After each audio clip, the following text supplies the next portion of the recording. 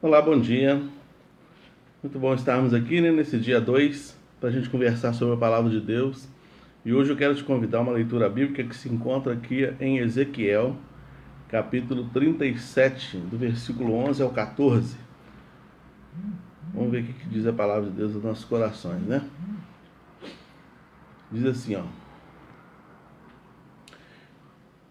Então, o Eterno me revelou: ó filho do homem, eis que estes ossos representam toda a casa de Israel, porquanto eles costumam murmurar: nossos ossos secaram e a nossa esperança mirrou, estamos aniquilados. Contudo, profetiza e prega-lhes: assim diz Yahvé, o Eterno, o soberano Deus: ó meu amado povo, eis que abrirei as vossas sepulturas, e eu mesmo vos farei sair dos vossos túmulos e vos conduzirei de volta à terra de Israel. E no dia em que eu vos libertar do vosso lugar de morte e vos fizer sair, compreendereis que eu sou Yahvé, o Senhor Deus, ó povo meu.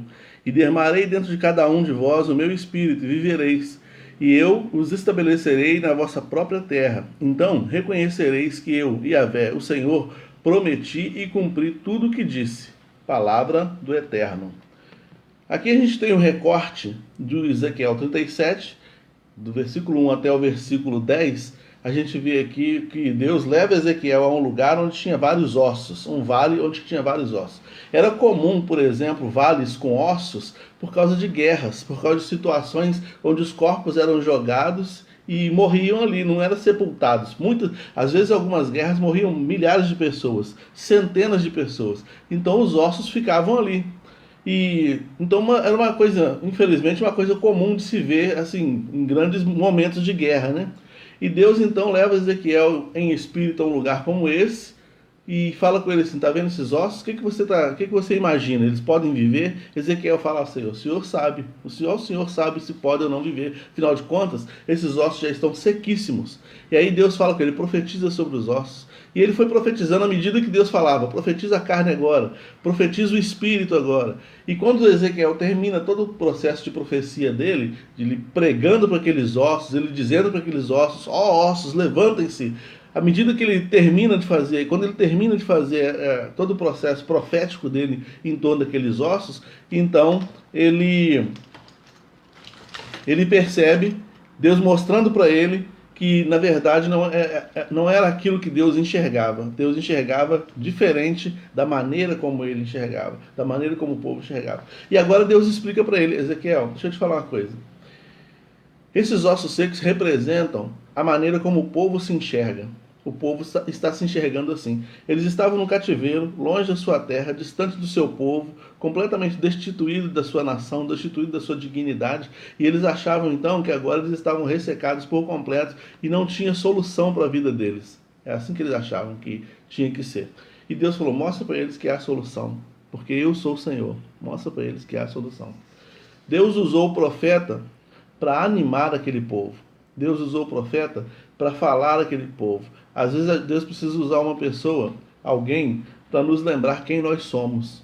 Porque muitas vezes a gente também se sente como um vale de ossos secos, né? Muitas vezes a gente se sente inútil, muitas vezes a gente se sente para baixo, muitas vezes a gente se sente sobrecarregado, muitas vezes a gente precisa de alguém que seja o Ezequiel da nossa vida, que nos dê uma palavra de incentivo, de animação, uma palavra que nos faça enxergar de novo quem nós somos em Deus, né? Que às vezes a gente perde essa noção de identidade com o Senhor. Eles perderam isso e às vezes a gente também perde, né? Também nós precisamos ser muitas vezes o Ezequiel da vida de alguém. Tem pessoas que às vezes estão caminhando bem, estão firmes na presença de Deus, estão se esforçando, estão procurando ser melhor cada dia, mas chega uma hora que a exaustão bate e a pessoa começa a desanimar, começa a parar, começa a desistir. E aí Deus te mostra essa pessoa. Deus te mostra essa pessoa e você precisa se aproximar dela e tentar dar uma palavra de incentivo, tentar ser na vida dela o Ezequiel, ser na vida dela o Barnabé, a Priscila, né?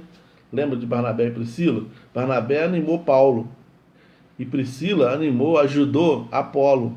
Então a gente precisa de pessoas que estejam do nosso lado muitas vezes, ou a gente precisa ser alguém que esteja ao lado de alguém para animá-los também, né?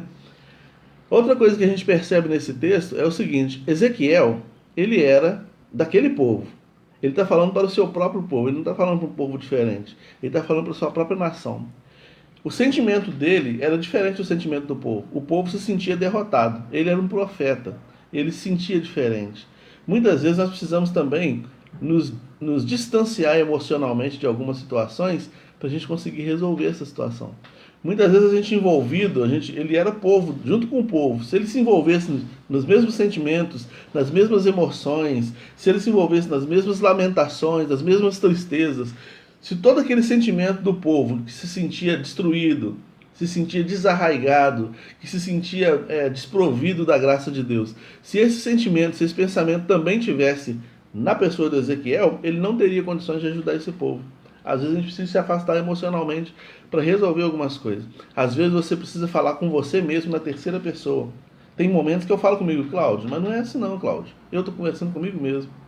Às vezes eu preciso me distanciar emocionalmente até de mim mesmo, para eu ter condições de dar um bom conselho para mim. Porque a gente sempre tem um bom conselho para dar para os outros, já reparou? Os problemas dos outros são sempre pequenos. Nossa, fulano está passando por aquilo ali, isso é tão fácil de resolver. Mas vai lá, envolva-se emocionalmente no meio do problema dele para você ver. Tenha o mesmo problema para você ver. Então, às vezes é necessário a gente fazer como Ezequiel fez, se distanciar emocionalmente da situação e ver a situação de fora, de uma outra perspectiva. Ezequiel via a situação na perspectiva de Deus. Tem horas que eu tenho que pensar assim, né? Tem horas que eu tenho que olhar assim, como que Deus está vendo o que está acontecendo comigo? Como que Deus está vendo a situação que eu estou vivendo? Qual é o ponto de vista de Deus? Como é que, de acordo com a palavra, como é que Deus está vendo o que está acontecendo na minha vida? Ezequiel fez essa digressão, né? Ele fez essa retirada emocional da situação para ele conseguir dar uma palavra de incentivo para aquelas pessoas que estavam ali, né? O texto fala de ossos secos, o texto fala de ossos quebradiços, de profecias sobre ossos, mas o texto não é sobre isso. O texto é sobre amor, perdão, misericórdia, restauração. O texto é sobre isso. O texto mostra o amor de Deus se revelando a um povo que havia se rebelado contra ele. Então Deus revela o seu amor, o seu perdão, a sua misericórdia, a sua graça, a sua restauração sobre um povo que tinha se rebelado contra ele. Porque a Bíblia diz que Deus permanece fiel, ainda que nós formos infiéis. O amor de Deus, a graça de Deus nos constrange.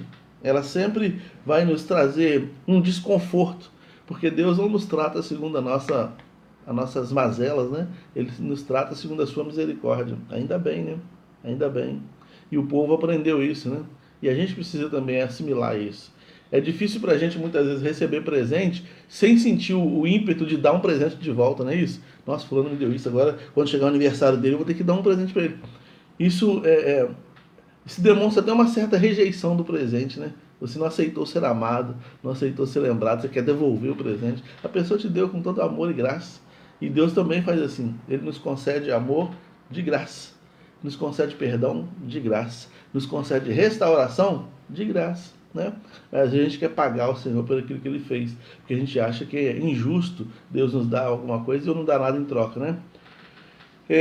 Muitas vezes a gente precisa também de alguém que nos ajude a ver a situação de fora, porque nos falta força, né? Às vezes nos faltam forças. E quando nos falta força, a gente precisa que o poder de Deus nos levante. É por isso que a Bíblia diz no Salmo 46, versículo 1, que Deus é nosso refúgio e fortaleza, socorro bem presente na angústia. Ele é refúgio e Ele é fortaleza. Nele a gente pode se esconder, nos refugiar, e nele a gente se fortalece, né? Então, Ezequiel 37, um texto que fala de amor, perdão, restauração, transformação, de misericórdia, de graça. Um texto que fala sobre isso e que nos coloca dentro dessa esfera, né? Para sermos também amorosos, misericordiosos, nos sermos perdoadores, misericordiosos, restauradores, né? Graciosos e ao mesmo tempo aceitarmos a graça, a misericórdia, o perdão, o amor que vem de outras pessoas a nós, sabendo que elas são veículos da graça de Deus para nos abençoar. E nós podemos ser veículos da graça de Deus para abençoar outras vidas. Então, que na sua vida, meu irmão, tudo aquilo que parece ser um osso seco, seja restaurado pelo Senhor em nome de Jesus. Eu quero ser o Ezequiel na sua vida para profetizar que aquilo que incomoda o seu coração, que te atrapalha, Deus é capaz de restaurar pela sua graça e misericórdia. Que você tenha uma boa segunda-feira, uma boa semana, em nome do Senhor Jesus. Amém.